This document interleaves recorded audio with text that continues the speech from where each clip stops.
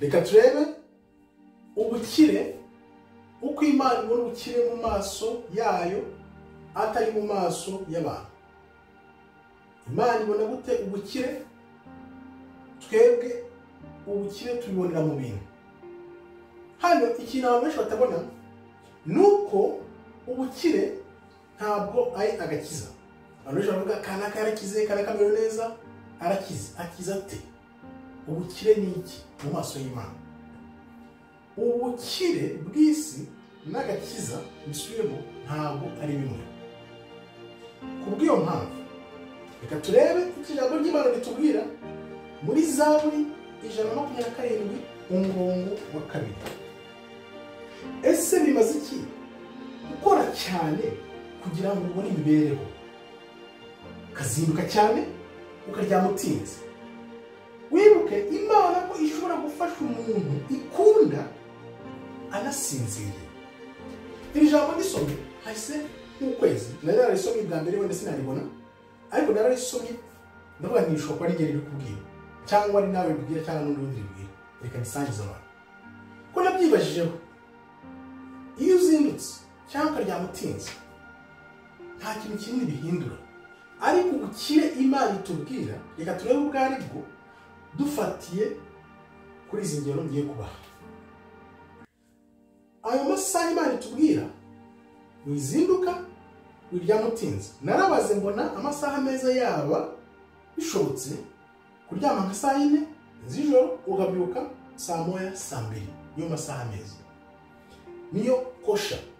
Noneho nkibaza nti mushobora guhembwa $200 by'amadolari ku mwaka cyangwa ayo yahembwa yose twumva ngo turakize. Ese dukize iki? Icyo gitonyanga inica nikize uhembwa, ahubwo ya masaha wagombye gukora ibintu byawe bikwegereza Imana, ari gusoma ijambo, bijya muri ayo masaha wita ubukire, bikaguhererana wibuke no gusenga Imana. Ni ukuvuga ngo isi yarebye neza ya masaha Imana itubwira tugomba kuba turi kwiteza imbere, kwigorora nayo yigiza n'amakazi. Urabona ako kazi tugahugiraho umunsi wose, akabyo bituma tugenda kuryama ya masaha atinze tukanazinduka.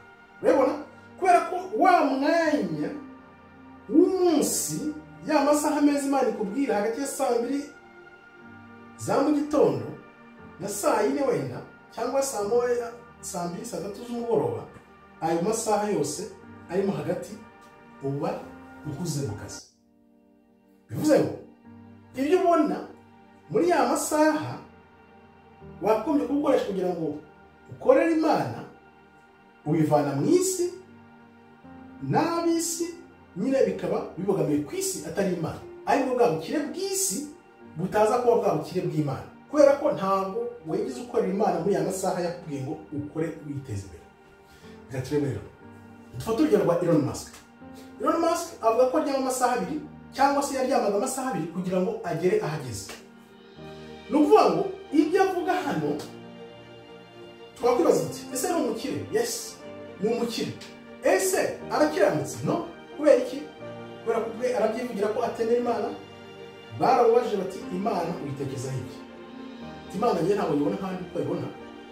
Njyewe ndashaka kumenya imbaraga zikontorora ibintu, ariko Imana ntabwo nyine nuko ndayemera. Bivuze mu kirere.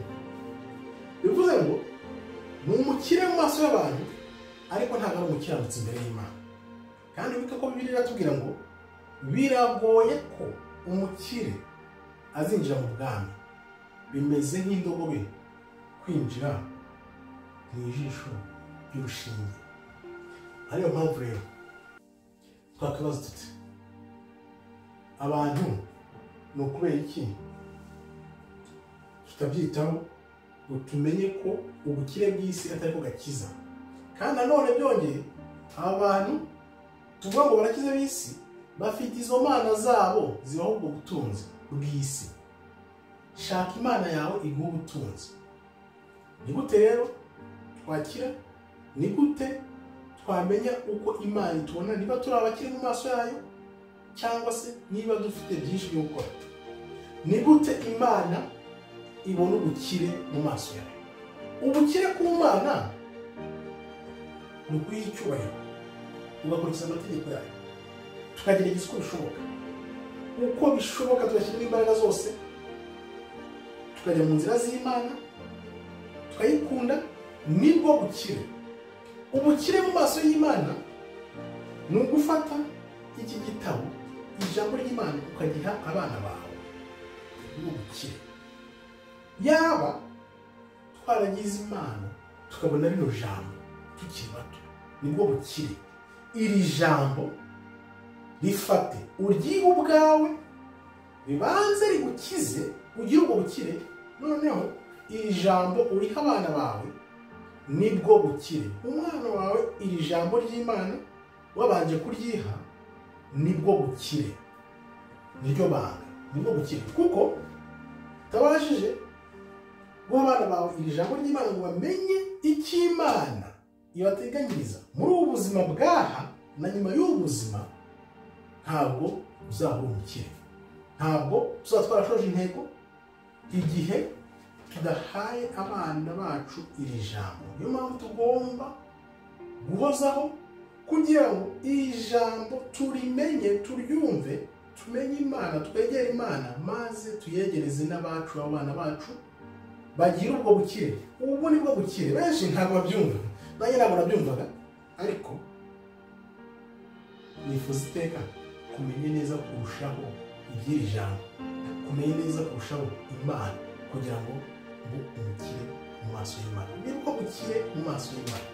Kuko icyo abantu batabona banazirikana, tureba kure, byose birashira.